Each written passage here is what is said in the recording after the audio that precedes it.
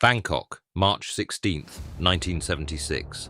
The humid night air pressed down on the city as a man sat in a quiet hotel room, unaware that the decisions he was about to make would ripple across nations. From this very moment, the course of his empire and the lives of millions was changing forever. Most people in America and Europe had never heard his name, and his face had never appeared on magazine covers, yet the heroin he controlled was already flowing through streets and alleys far from these jungles. Deep in Burma's Golden Triangle, he had built a kingdom of fear and influence. Villages depended on him, armies followed him, and governments struggled to outsmart him.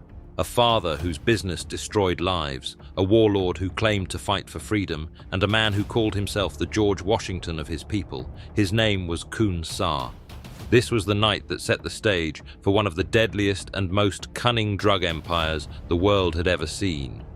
To understand Khun Sa, you first have to understand the place that made him. Nestled at the intersection of Burma, Thailand, and Laos lies a stretch of mountainous land that the world came to call the Golden Triangle. It is one of the most breathtaking landscapes on Earth. Emerald green hills, thick jungle canopies, mist-covered valleys, and rivers that cut through the terrain like silver ribbons. But beneath that extraordinary beauty lay one of the most brutal realities of the modern world. The people who lived here, the Shan, had a saying about themselves that captured their fate perfectly. They were, as it was often described, beggars sleeping on a bed of gold. The land was rich in minerals, in timber, in natural resources, yet the people who called it home earned, on average, just $1 a year. In that kind of poverty, with no roads, no infrastructure, no government support, and no alternative cash crop, the farmers of the Shan state turned to the only plant that could change their lives, the opium poppy. The opium poppy is a deceptively beautiful flower. In January and February, the hillsides of the Golden Triangle would erupt in waves of red, pink, and white blossoms that made the landscape look like something out of a painting. But once those petals fell, what remained was a small green pod, swollen, heavy, and filled with a milky white sap. Farmers would score the pod with a blade, the white resin would seep out, and after a day in the sun, it would turn into a sticky brown mass. That was raw opium. From opium came morphine, from morphine came heroin, and from heroin came a global crisis that would eventually touch every major city on the planet. These farmers, poor, isolated, and desperate, had no idea what their crop became by the time it reached the streets of New York, Tokyo, or Paris. They knew only that the poppy was the difference between eating and starving. Khun Sa was born in 1934 of mixed Chinese and Shan descent. His rise to power began not as a rebel or a revolutionary, but as a government employee. In 1963, when he was just 30 years old, the Burmese socialist government appointed him as a militia commander in the Shan state. There was no salary. Instead, he was given unofficial permission to traffic small quantities of opium to fund his militia. That single decision, made by a government trying to save money, created a monster. Khun Sa quickly realized that opium wasn't just a way to survive. It was a way to dominate. He broke with the Burmese government not long after, but he never broke with the opium trade. It was far too profitable, and he was far too smart to walk away from it. What made Khun Sa genuinely dangerous wasn't just his greed, it was his political intelligence. He understood early on that raw power alone wasn't enough. You needed legitimacy.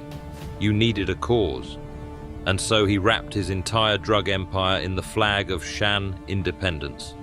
The Shan people had been promised independence by the British in 1947, a promise that was never kept. For decades, the Burmese government had fought, oppressed, and brutalized the ethnic Shan minority. Villages were burned, people were displaced, students who dared to protest in Rangoon were shot in the streets. Into that vacuum of grief and injustice, Khun Sa stepped forward and said, "I am your general, I am your freedom fighter. Follow me, and I will give you a nation." Every morning at his compound in Hamong, his soldiers would wake at dawn, assemble in formation, and sing the Shan national anthem, an anthem for a nation that did not exist. Young men and women, many of them barely teenagers, chanted their freedom song with genuine fervor. Some of them were students who had fled Rangoon after the brutal military crackdowns of 1988. Some were farmers' sons who had never held a gun before, and some were children, literal children, as young as 10 years old, who had grown up in opium fields and saw Khun Sa's army as the only career opportunity available to them. One boy, just 10 years old, had already been a soldier for 2 years. His shoes were too big for his feet. The documentary crews who visited noted that by the time the shoes fit, he'd probably be an officer. Khun Sa's compound at Hamong was no ordinary military base. It was a kingdom. There were schools, hospitals, barracks, a soccer field, and even an annual soccer tournament where thousands of soldiers competed while their general watched from the stands. There were 4 large houses for Khun Sa's personal use, though he reportedly rarely stayed in any of them, preferring to sleep among his soldiers or with village families. His most elaborate project was a private garden, complete with a lake, 2 tiled swimming pools, a fish farm, turkey and quail pens, rabbit hutches, geese, ducks, and an aviary being built to house his collection of exotic birds. All of this in a region with no electricity. He had personally imported a generator and power tools from Thailand. It was Khun Sa's version of paradise, and it was built entirely on heroin money. The scale of his operation was almost incomprehensible. Khun Sa claimed to control 60% of all opium production in the Golden Triangle. Independent analysts and the DEA estimated his share of the Shan state's production alone at around 80%. The Shan state produced approximately 1,000 tons of opium per year. Khun Sa charged drug dealers in Thailand $300,000 per ton for delivery. Do the math, that's roughly $240 million a year just for transportation. And that was only the beginning of the money trail.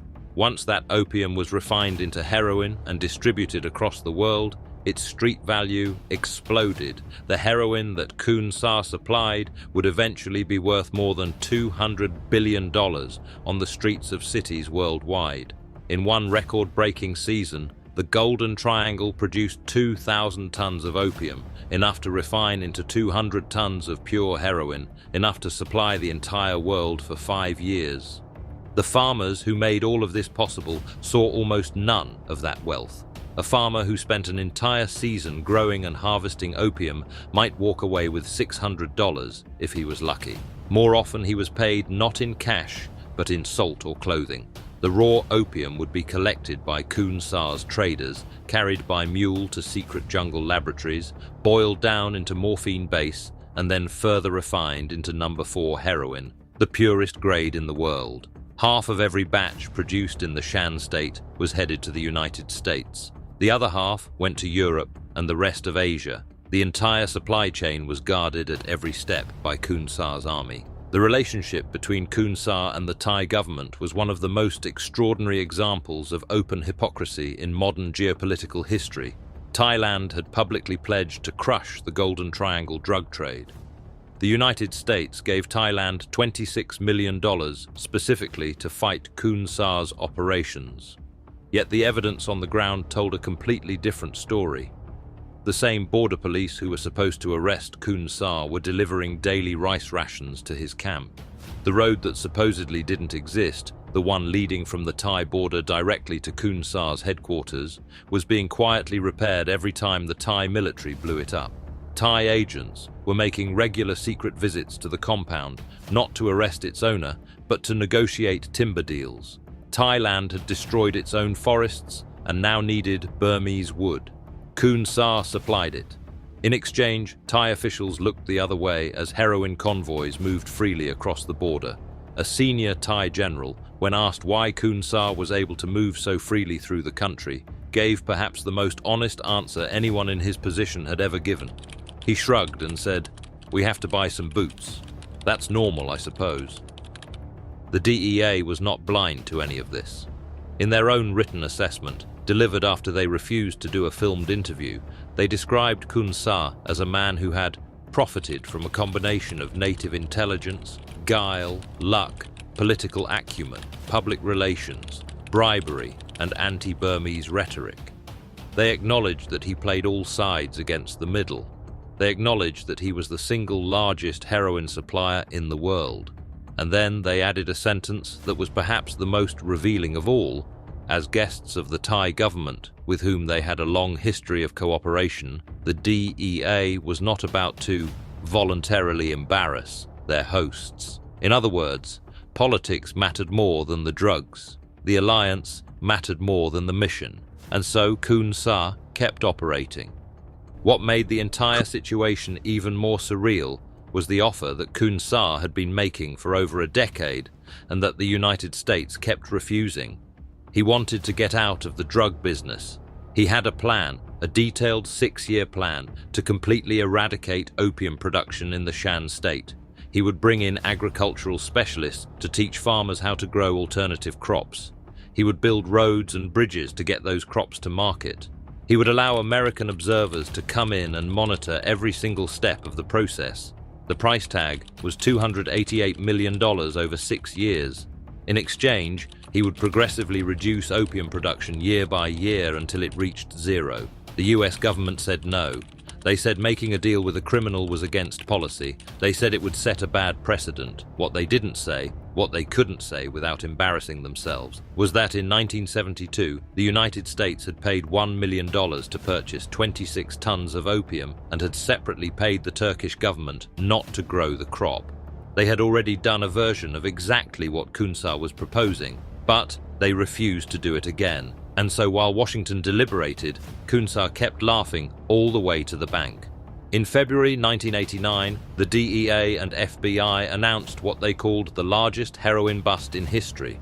100 pounds of pure heroin, worth over $1 billion, was seized in San Francisco, New York, and Los Angeles. It had been smuggled in tires, shipped from Southeast Asia. The assistant special agent in charge of the San Francisco DEA office looked into the camera and said with genuine resignation, "In terms of what he supplies every year, it's a mirror drop in the bucket. The world's biggest heroin bust ever, and it was statistically irrelevant to the man who supplied it." That said everything. The human cost of all of this was staggering, and not just in faraway American cities. Thailand itself, the country that had been quietly enabling Khun Sa, was being eaten alive by the heroin it was helping move. Bangkok's slums were home to between 300,000 and 500,000 active heroin addicts. UN officials reported that addiction had jumped by 20% in a single year. In the border jungle, Thai forces conducted raids on secret heroin refineries and seized a grand total of 200 kilograms in an entire year, while an estimated 100 tons moved through those same woods. The United Nations representative made no attempt to hide his frustration, stating plainly that without a political agreement between the Burmese government and its ethnic minorities, without someone actually sitting down and talking to Khun Sa, there would be no breakthrough in opium production in the Golden Triangle. Khun Sa passed away in 2007 under house arrest in Rangoon, never extradited, never tried in an American court, never held accountable for the devastation his product caused across the world. The Golden Triangle didn't die with him. The opium fields are still there, the heroin is still moving, the cycle continues. But here's the question I want to leave you with today. Was Khun Sa the villain of this story, or was he the symptom of something much deeper, a broken system, a corrupt geopolitics, and a war on drugs that was never really meant to be won? What do you think about this? Let me know your thoughts in the comments below.